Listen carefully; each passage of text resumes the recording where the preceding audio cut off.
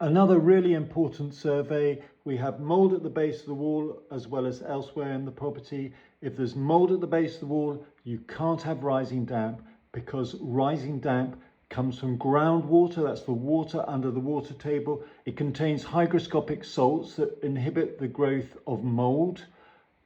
The other thing is that London, you don't get rising damp because groundwater is pumped out for the tubes and undergrounds, etc. And also, it's easy to prove the existence of rising damp by simply drilling down on all four sides of a property. And if you have even amount of damp, then that could well come from rising damp. If not, then you don't have rising damp, simple as. So you can save, in this case, you can probably save about £8,000 just by that knowledge alone. But let's have a look at the quote, and then we'll look at the survey. This was part of a purchase. Here they said they inspected for rising damp, and fair enough, they discovered damp and so are recommending rising damp treatment. They don't say that they discovered rising damp per se, because they wouldn't find the groundwater.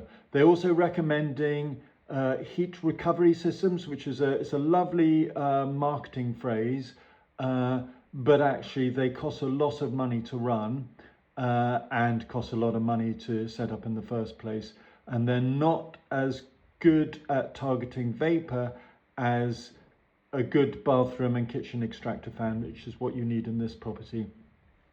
So have a look at the survey and we will comment at the end.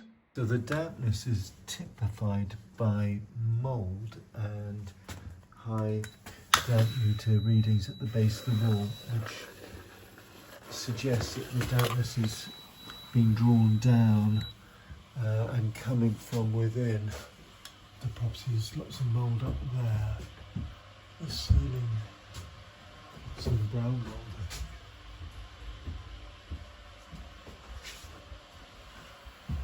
All the way over to here. It's actually relatively dry there, which is interesting. But the skirting board is coming away from the wall. That could be for many different factors. And there's rust there, which is obviously condensation. So looking through a thermal imaging camera, you can see the heat loss at the base of the wall. Mm-hmm. Yeah. And you know, it's fairly standard. So evaporation can cause heat loss, and heat loss causes condensation, which then ends up with evaporation. So interesting to see if you've got any specific areas like there. Mm-hmm. What's above there? It's just a bedroom, is it? Yeah, it's Andrew's office is up there. Yes, it's just another room. So you keep it unheated, or? No. Yeah, it's got a vent, but it's the concern is whether this ground is too high and bridging the damp-proof course. And obviously it's been rendered with a echo drain.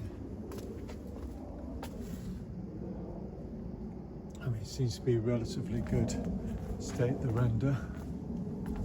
Nothing major that I can see.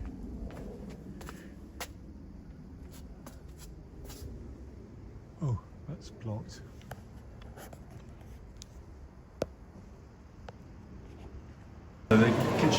So the kitchen extractor fan's just recycling, which is useless. A minute, and it's running about 6 litres a second, which is insufficient. It needs to be about 15. What's that number there? So just having a look inside, and it looks relatively clear. I'm going to just unscrew this and just see if there are any adjustments I can make to the timer. So just to say that this fan doesn't have another set of electrical wires, suggesting that its overrun is somehow stored energy, maybe a battery or something. And actually you probably won't get a better overrun, so maybe it's just better to do it manually by keeping the lights on for half an hour until the room's dry. The other thing is that this, I'll try and improve the speed, but it may not be easy to improve it. So I've increased the speed marginally, but every little helps, I suppose. I think the fan needs to be replaced.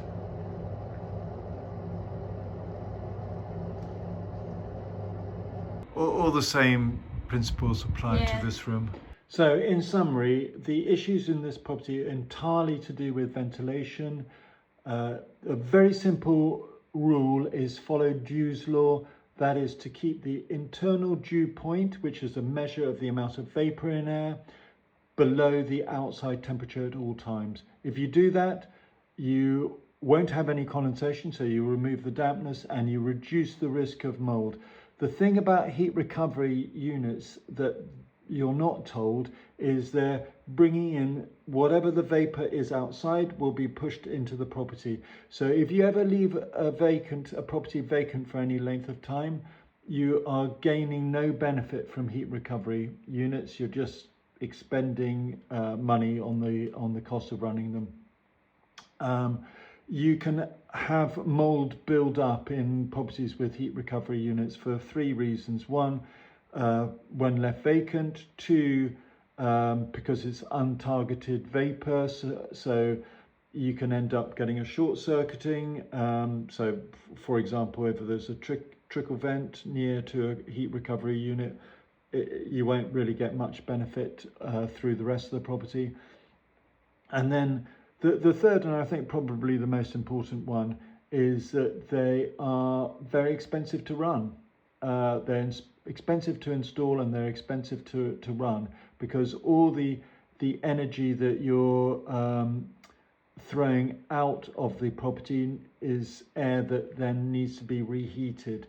They're called heat recovery, but I can't imagine the recovery amount is more than about 50%. So you're blowing out a lot of hot air that needs to be reheated with a marginal gain. If you follow my recommendations, you won't have an ongoing mold problem. See the report. I'll send it in about a week or so's time. Thank you very much. Please do subscribe. You'll see all the other reports that I comment on.